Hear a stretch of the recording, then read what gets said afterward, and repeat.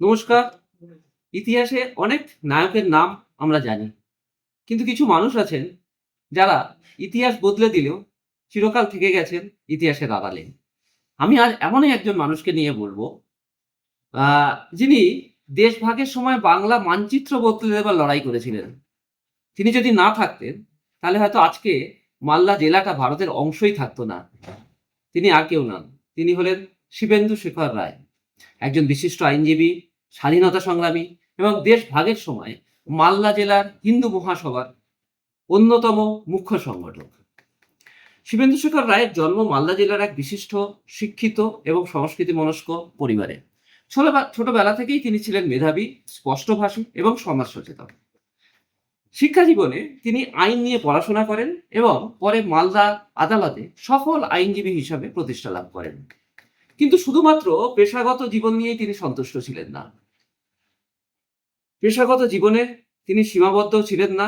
British বিরোধী আন্দোলন, বাংলার রাজনৈতিক পরিবর্তন এবং হিন্দু সমাজের নিরাপত্তা নিয়ে তিনি গভীরভাবে উদ্বিগ্ন ছিলেন।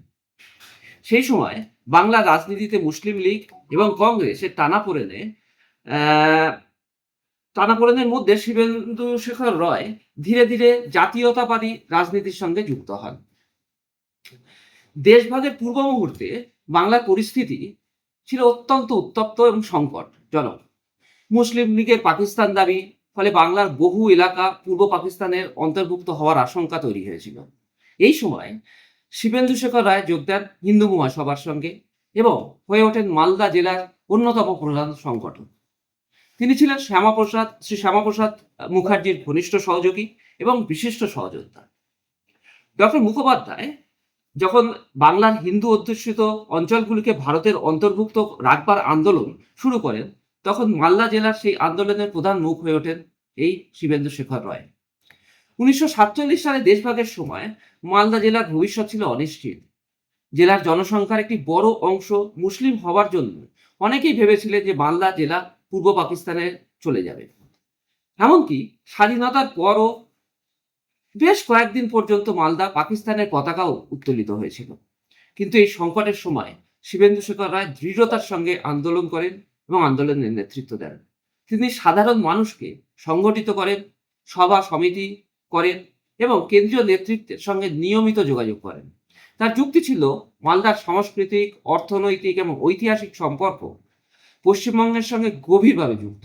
তাই মালদাকে ভারতের অংশ হিসেবেই থাকতে হবে। ডক্টর শ্যামাপ্রসাদ মুখোপাধ্যায়ের সঙ্গে সমন্বয় রেখে তিনি দিল্লি পর্যন্ত বিষয়টি পৌঁছে দেন। শেষ পর্যন্ত র্যাডক্লিফ কমিশনের সিদ্ধান্তে মালদার একটি বড় অংশ ভারতের অন্তর্ভুক্ত হয়। এই ঐতিহাসিক সাফল্যের পেছনে শিবেন্দু শেখর রায়ের ভূমিকা ছিল অত্যন্ত গুরুত্বপূর্ণ। দেশভাগের পর বাংলার উদ্বাস্তু সমস্যা, সাম্প্রদায়িক অস্থিরতা এবং অর্থনৈতিক সংকট দেখা দেয়।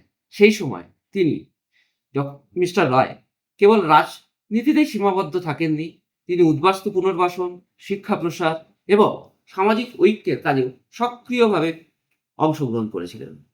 একজন আইনজীবী হিসাবে তিনি সাধারণ মানুষের পাশে দাঁড়ান।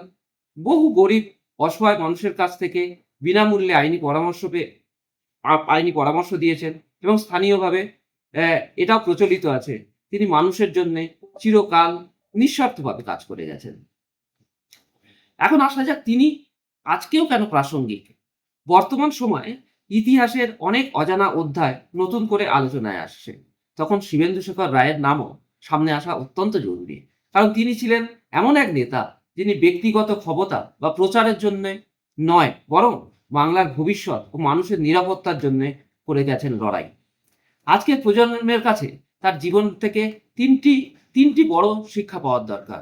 এক, সংকটের সময় নেতৃত্বের গুরুত্ব, নিজের মাটি ও সংস্কৃতি রক্ষা করার দায়িত্ব এবং সমাজ ও দেশের জন্য নিঃস্বার্থভাবে কাজ করার মানসিকতা। ইতিহাস অনেক সময় অনেক কিছু আড়াল করে রেখেছে বা আড়ালে থেকে যায়, কিন্তু তাদের কাজ সমাজকে গভীরভাবে প্রভাবিত করে। শিবেন্দু শেখর রায় এমনই একজন ছিলেন নীরব সংগ্রামী। মালদাকে ভারতের অংশ হিসাবে রক্ষা করার আন্দোলনে তার অবদান বাংলার ইতিহাসে চিরস্মরণীয় হয়ে থাকবে। আজ তার নাম হয়তো পাঠ্য বইয়ের পাতায় খুব বেশি নেই, কিন্তু বাংলার রাজনৈতিক ইতিহাসের গভীরে তিনি এক অবিস্মরণীয় চরিত্র। তার জীবন আমাদের মনে করিয়ে দেয় ইতিহাস কেবল বড় বড় নেতাদের দ্বারাই নয়, অসংখ্য নীরব যোদ্ধা আত্মত্যাগ দিয়েও নির্মিত হয়। নমস্কার।